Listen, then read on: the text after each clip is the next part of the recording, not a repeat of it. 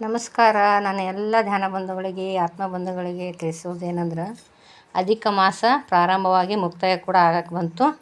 ಅಧಿಕ ಮಾಸದಲ್ಲಿ ದೀಪದಾನ, ಅನ್ನದಾನ ಎಲ್ಲ ಮಾಡ್ತಾರಲ್ಲ, ಹಾಗಾಗಿ ನಾವು ಮುತ್ತೈದೆಯರಿಗೆ ಉಡಿ ತುಂಬುವ ಕಾರ್ಯಕ್ರಮ ಇಟ್ಕೊಂಡಿದ್ದೀವಿ. ನಮ್ಮ ಶಿವ ಮಂದಿರದಲ್ಲಿ ಉಡಿ ತುಂಬುವ ಕಾರ್ಯಕ್ರಮ 33 ಹೆಣ್ಣು ಮಕ್ಕಳಿಗೆ ಮುತ್ತೈದೆಯರಿಗೆ ಉಡಿ ತುಂಬುವ ಕಾರ್ಯಕ್ರಮ.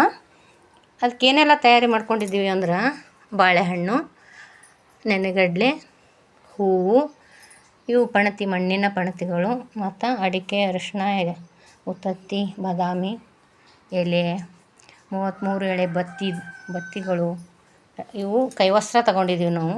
ಬ್ಲೌಸ್ ಪೀಸ್ ಯಾಕೆ ತೊಗೊಂಡಿಲ್ಲ ಅಂದ್ರೆ, ಬ್ಲೌಸ್ ಪೀಸು ಅವ್ರು ಬಳಸಬೇಕು ನಾವು ಕೊಟ್ಟಿರೋದು, ಅದಕ್ಕಾಗಿ ಕೈವಸ್ತ್ರನ ಬಳಸ್ತಾರೆ ಅಂಥೇಳಿ ಕೈವಸ್ತ್ರ ತೊಗೊಂಡಿದ್ದೀವಿ.